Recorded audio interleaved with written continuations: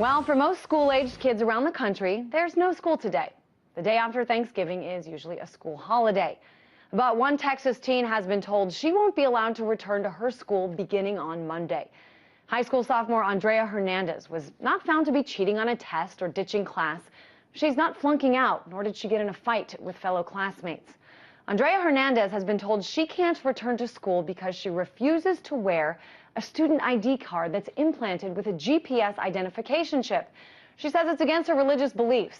Well, a Bexar County District Court judge has just stepped in, granting Hernandez a temporary restraining order as she awaits trial. But this is a case with some major implications. So we wanted to speak with her attorney, John Whitehead. He is a constitutional attorney. John, thanks for being on the show. This is a project at John Jay High School Science and Engineering Academy called the Student Locator Project. What's the point of all this?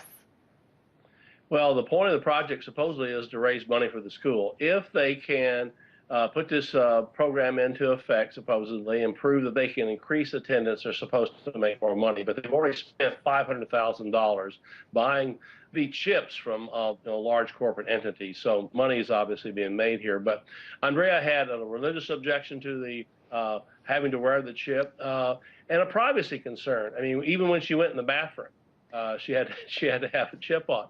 Plus, she's not being treated equally. If she doesn't have the chip, she cannot access the library, cafeteria. She was told she couldn't vote the homecoming king or queen. So she also wanted to hand out a pamphlet in the hallways saying that giving her objections to why she didn't want to wear this chip, and they were told she was told she couldn't do that. Well, from what I understand, though, the principal offered to actually have the chip taken out of the card. Why then does she still refuse to wear it? Well, her father and her talk, they called me and they said, well, this was if she's still wearing the so-called smart ID or student locator badge, what she's saying is, I endorse the program. And they feel so strongly about it that they said she cannot and will not endorse the program. So we filed for a temporary restraining order on the constitutional issues, and we just got a judge who says that they were going to expel her from school and put her in another school, and the judge says they can't do that because of the constitutional issues involved. So she's going to be back in school, and there's going to be a hearing next week. But this is so much bigger, John, than just one case. Talk a little bit about the legal precedent here. As you mentioned, the school already has surveillance cameras. Many schools have metal detectors. What's the bigger picture here? The bigger picture here, this is the test project, which is going to spread throughout the country. And the question is going to be, if those who do not opt into this program, will they be punished? As Andrea. Andrea is a very good student, by the way. Like you said, she didn't cheat. She doesn't cheat. She does very well. This is a school that she worked her way to get into, and she's being punished because she will not go along with what she feels to be constitutional violation.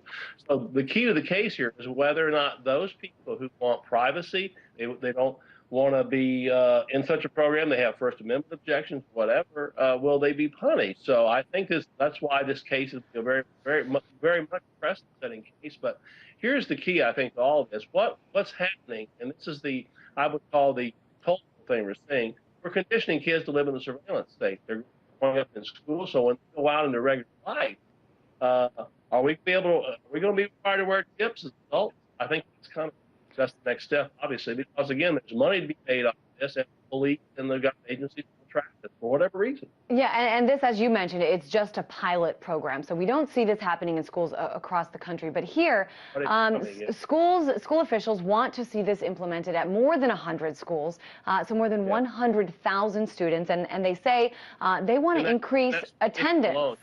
Yeah, and they say that this is supposed to help them increase attendance by tracking these students' whereabouts, and therefore, in the end, they'll get much more money from the state government. I guess, John, talk a little bit about this system that's in place and what concerns you about the way it's set up.